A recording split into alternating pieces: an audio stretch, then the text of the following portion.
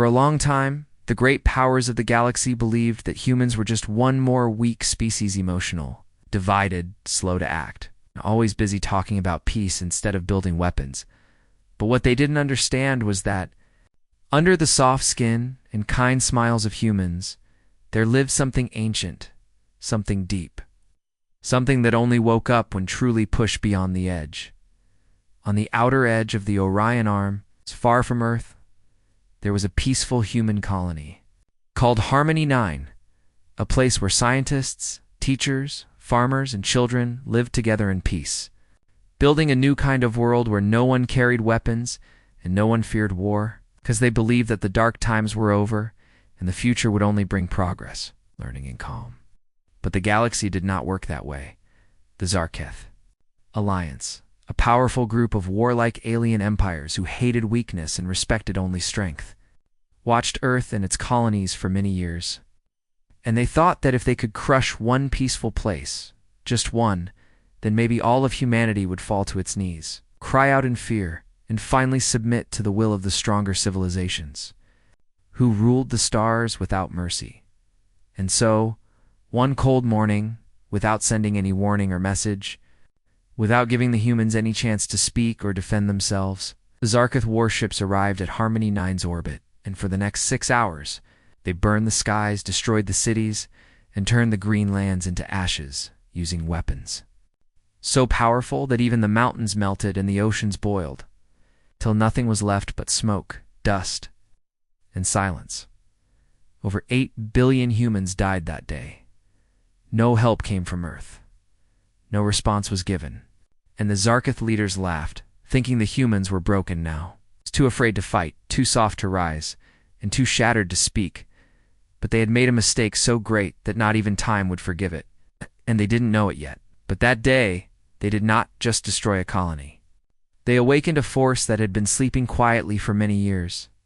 Somehow, through the fire and death, a single human escape ship managed to survive.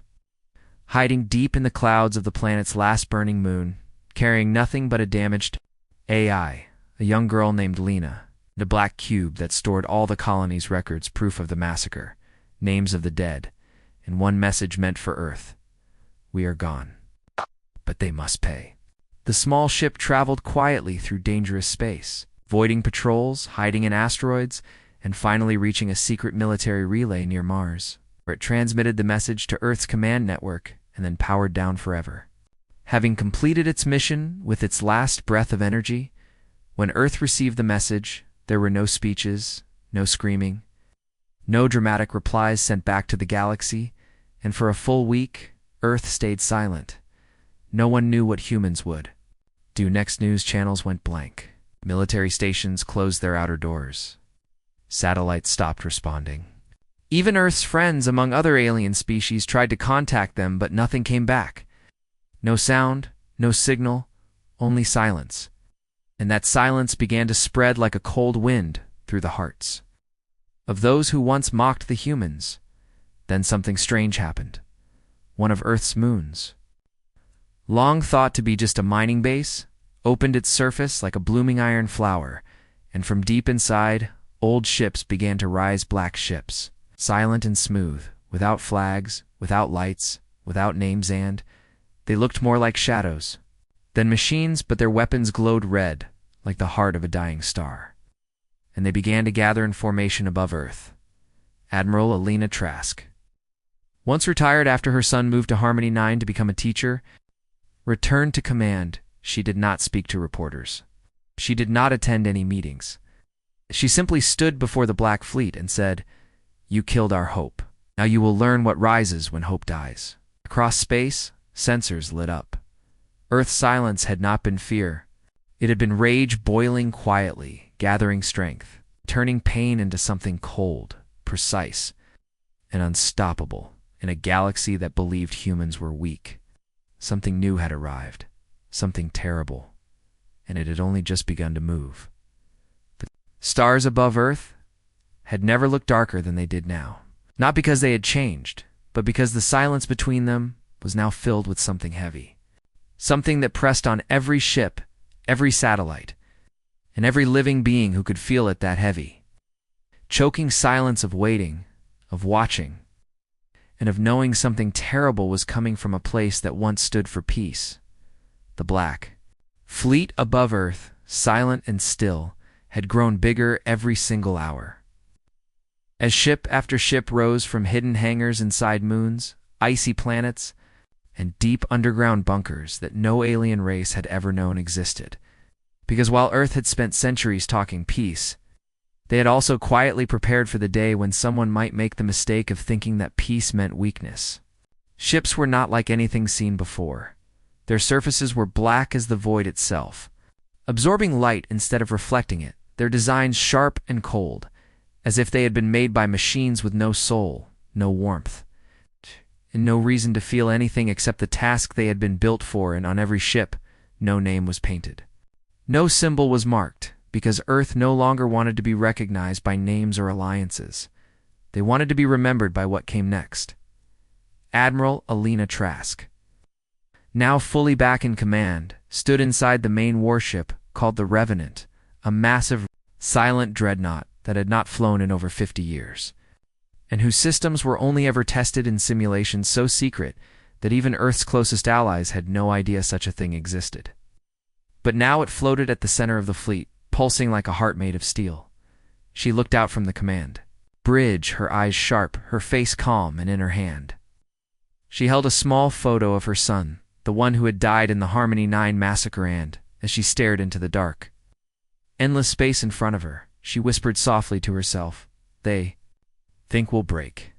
Let's show them how we rise."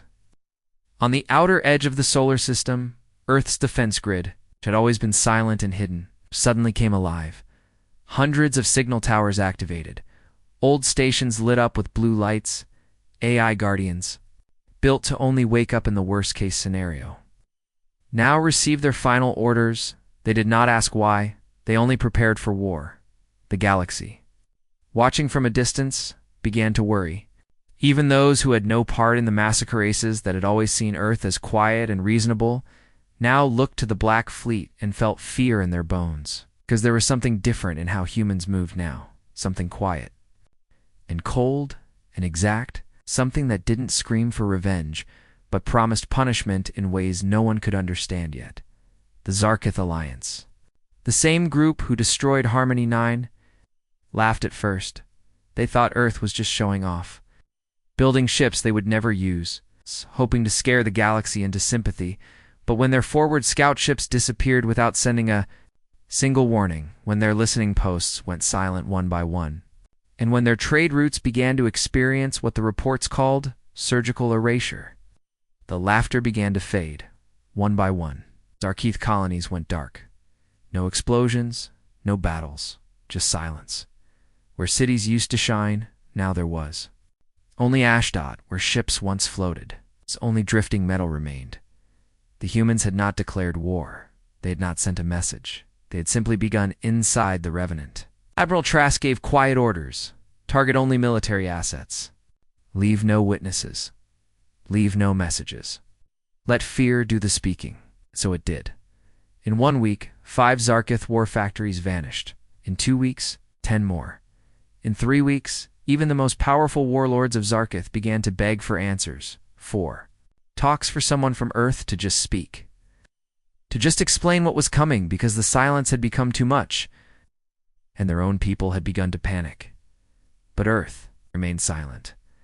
It was not rage that drove the humans now, it was a promise. A vow made by a mother who had lost her son, by a planet that had lost its people, and by a species that had been told it would break, and had instead become something sharper, something colder, something that would teach the universe a lesson written in fear, and that lesson had only just begun.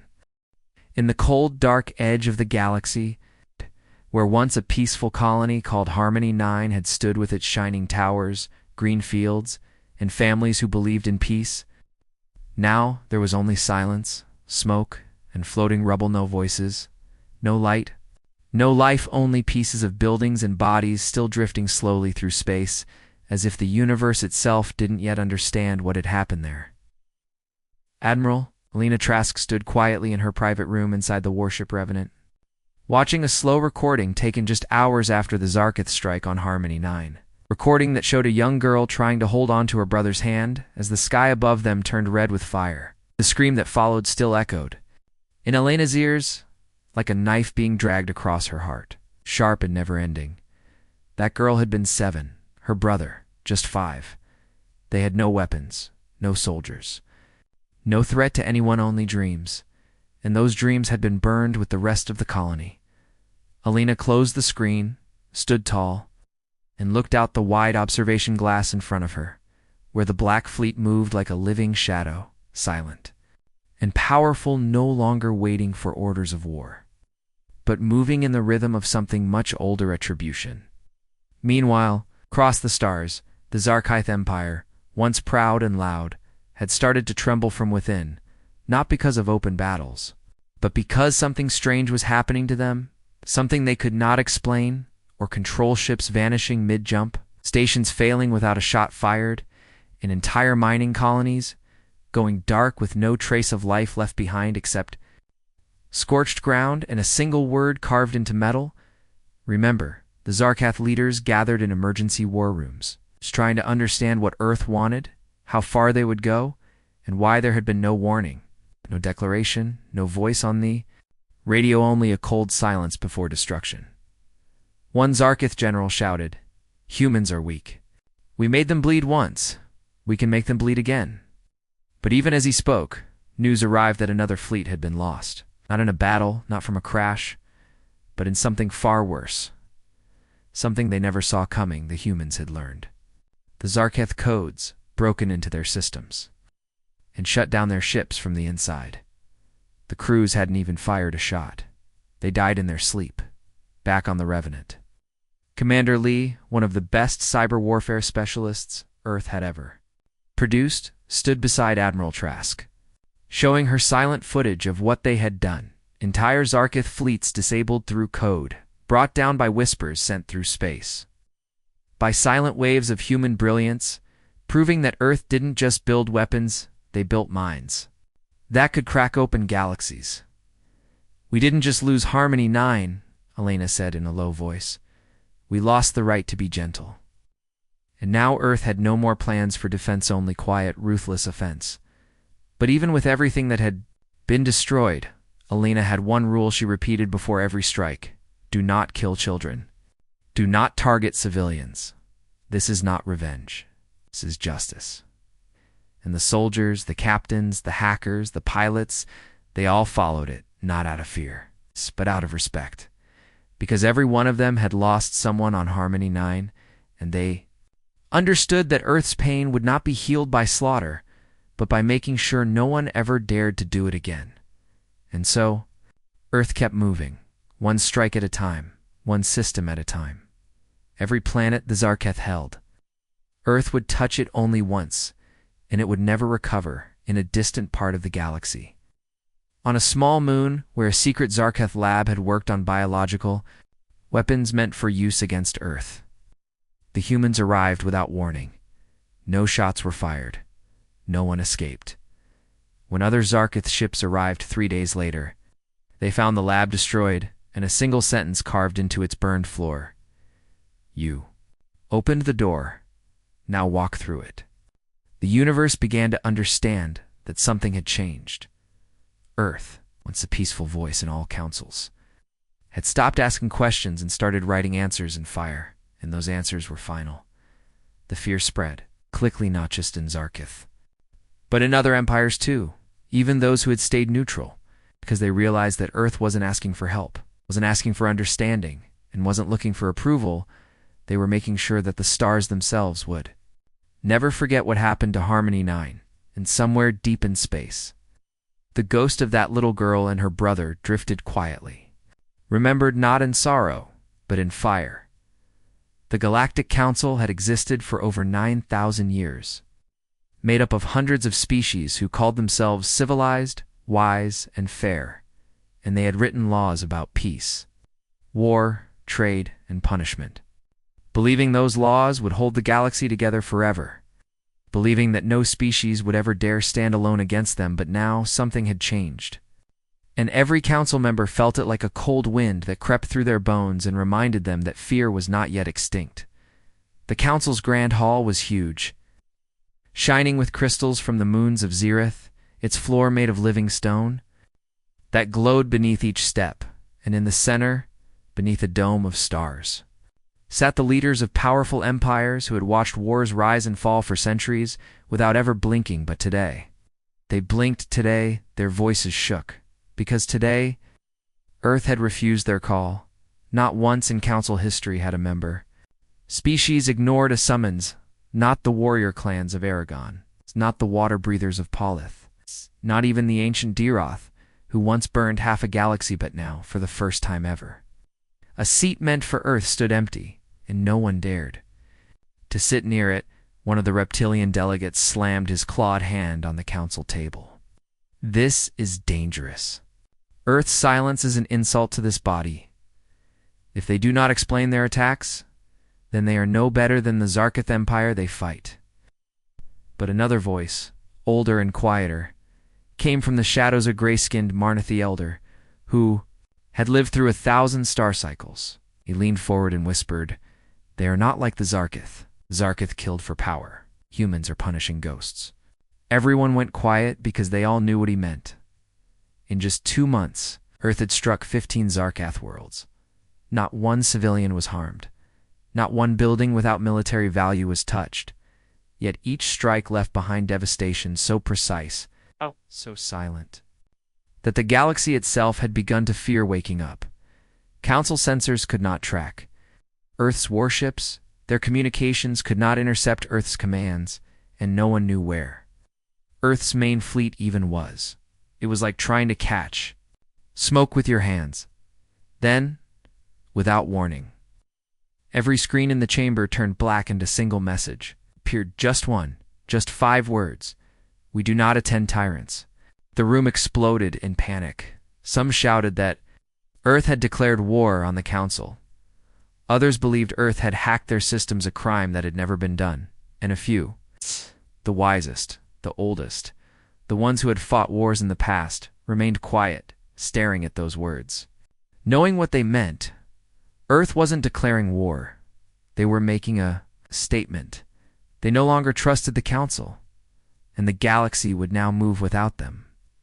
At that same moment, a hidden base orbiting a dead star, Admiral Alina Trask stood before a wall of holograms showing new targets, not just Zarketh military bases, but dark trading routes used to smuggle weapons, fuel routes paid for by rich council members, and private prisons where political enemies of empires were kept out of sight. Earth had uncovered it all.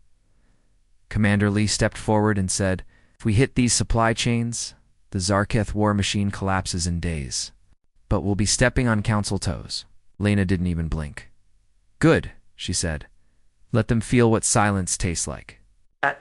And with that, she gave the order. The next Earth strike did not hit a battlefield, hit a hidden vault run by 4 council species, where the Zarketh stored stolen tech and credits from their conquered worlds. The vault did not explode. It vanished, and in its place, drifting quietly in space, was a piece of metal shaped like Earth's symbol for justice. No one died, but every empire with dirty hands felt a chill, because Earth had just drawn a line in the stars.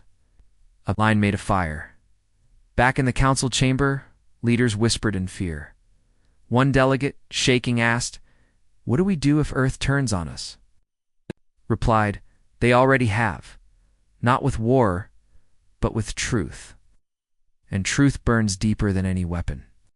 For the first time in its long history, the Galactic Council ordered its fleets to stand down, not because they had made peace with Earth, or because they were afraid to make war with them, because they finally understood something terrible. Earth hadn't broken. Earth had become something new, something quiet, something powerful, and something that remembered.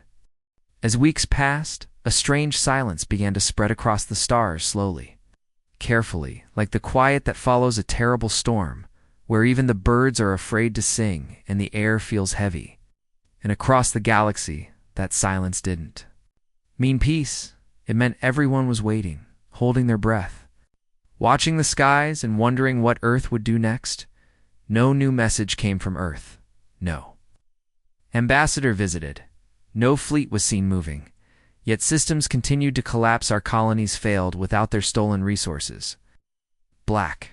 Markets dried up, council smugglers disappeared without a trace, and deep in the void, hidden outposts were found destroyed, not by lasers or bombs, but by precision strikes that cut only what needed to be cut, leaving the rest untouched as if to say, "We see you." Across 1,000 worlds, people whispered stories. Some said Earth had created invisible ships, machines that walked among them, gathering secrets. Others believed humans had made peace with the stars themselves, turning the universe into their silent army. But the truth was simpler and more terrifying. Earth had not become gods. They had become watchers, and no one feared more than those who had once called Earth Week. In a darkened war room on Zarkith Prime, Warlord Kelton shouted at his generals, demanding answers, slamming his fists on the table while his blood-colored armor gleamed under the lights. His voice cracked with fear, not fury. "We outnumber their fleet 100 to 1. Their people are fewer. Their systems are small. Why can't we find them?" His generals had no answer, because it wasn't about numbers. It was about something deeper. Humans didn't wait for war to come to them. They hunted. Kelton knew what they were doing now. They were waiting for the right time, waiting for him to make a mistake, but his pride refused to sit still. So he gave the command. Attack Earth directly. It was madness. But madness born from fear is the most dangerous kind. Within days, Zarketh sent a fleet of over 400 ships toward Earth's solar system, armed with weapons designed to burn entire atmospheres and leave planets empty, ships built to destroy, not conquer. But as the fleet approached Jupiter's orbit, something happened. The stars went dark, not literally, but every screen, every radar, every scanner stopped working, as if space itself had turned its eyes away. And then they saw it. Just one ship. Only one. Drifting calmly. A human vessel, shaped like a blade carved from midnight without any visible weapons or shields. And yet it blocked the entire fleet as if it were a wall between Earth and death. Warlord Kelton, watching from his command deck, laughed. "One ship?" he roared. "Do they think one ship can stop us?" But then the ship moved. It didn't fire. It didn't speak. It simply released. Something, not missiles, not drones, just light. A brilliant flash of cold blue light that washed over the fleet like a silent wave. And when the light vanished, the weapons, every weapon system on every Zarkith ship was gone, not broken, gone, melted, erased, turned to dust.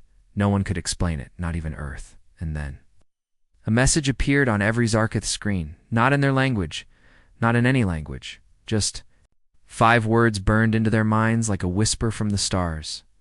"You had your warning. Enough." Kelton screamed in rage, but no sound came from his mouth. His voice was gone, and he realized, in that moment, Earth had not destroyed their ships. They had ended something worse, their belief in control.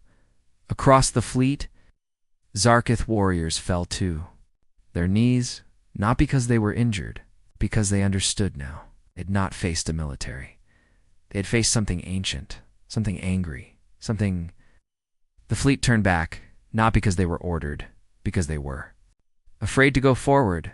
And as the council received news of this, they didn't celebrate, they didn't speak, they simply sat in silence, each one knowing that the galaxy had changed not by war, but by a single truth whispered louder than any explosion. You cannot break what remembers. Admiral Alina Trask stood in silence, watching the stars from her ship's viewing deck. She did not smile, she did not cheer.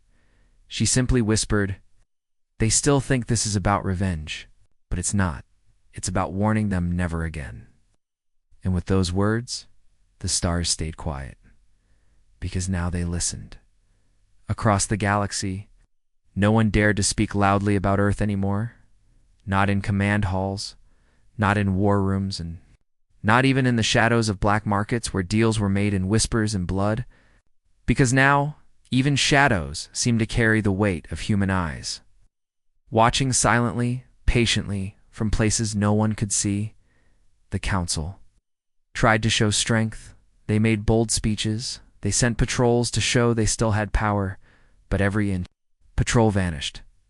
Not with fire, not with noise, but with silence. One by one. Their ships went missing. No wreckage, no signals, no bodies. Just gone.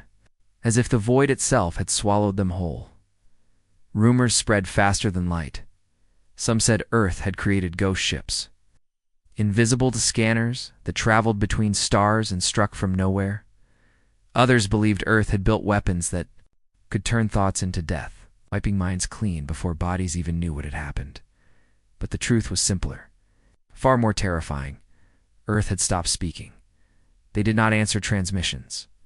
They did not send messages of peace or threats of war. They became a silence too loud to ignore. On a distant mining world called Derek Sisfor, a small group of Zarketh engineers found something buried deep in the mountains, something ancient, something not Zarketh-made. It was metal, but not any metal they had seen. Dark, cold, and humming like a heart that never stopped beating, and carved into the side were only 3 words, burned deep like scars: property of Earth. The engineers called their superiors, but by the time the message reached the council, Daraxis-4 was gone. Not destroyed, gone.